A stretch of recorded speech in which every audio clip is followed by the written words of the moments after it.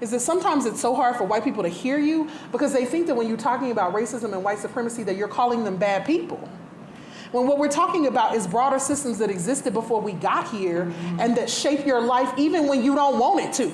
Even when you're not trying for it to. This isn't about you being a bad person. This isn't about you not recognizing the humanity in other people's struggles and about you being willing to risk something. We all appreciate that. This is about the fact that for white people, and one of the reasons that I've talked in, and white people also get mad, why are you painting with a broad brush? I'm not like okay.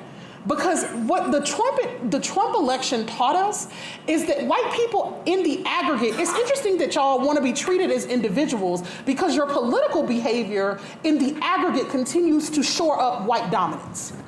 So you move politically as a group even when you won't acknowledge that you will.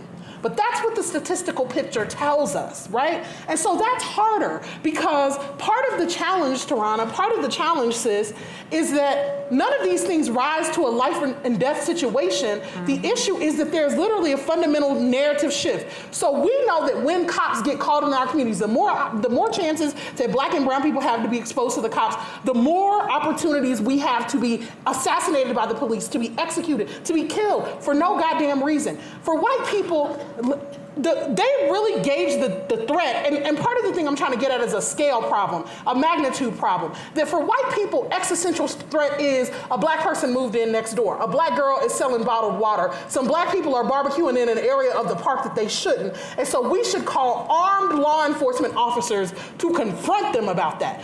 You only do that when these people and their way of life, you perceive it as an existential threat to who you are and how you want to live. For the rest of us who are having those encounters and watching them, we're living the actual existential threat, which is that we might get taken out. And it's the ability to hold those two narratives. And this is the thing I was trying to say, not quite elegantly enough, about the epistemological problem.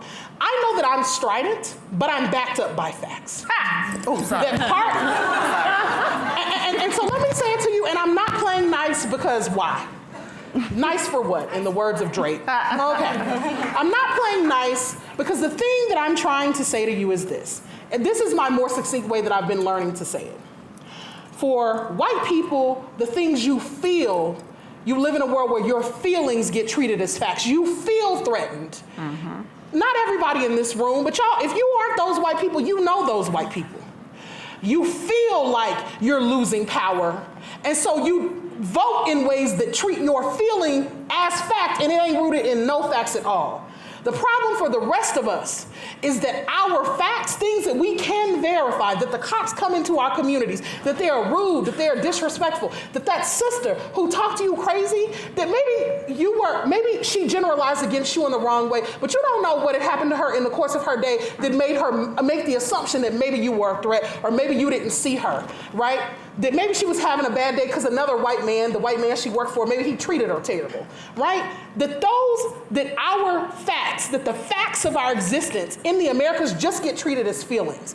We get told that we're hypersensitive, that we're overreacting, that things have changed. Obama has been president. Things are better. But that's the epistemological difference. For white people, the things you feel, you live in a world where merely you're feeling it, and the fact that you can find other white people who feel it gets to tell you, makes it rise to the level of fact. And your facts become policy, your facts become the universe in which the rest of us live. And for the rest of us, we're screaming into the wind saying, it's not just some shit we feel, it's not just we having a bad day, it's not just that we're PMSing. It is that we are actually living in conditions of white supremacy. The police are actually terrorizing some of our communities.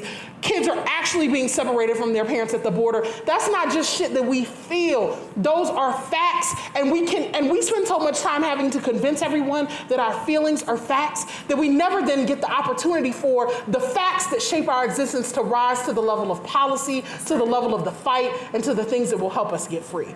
That is the challenge.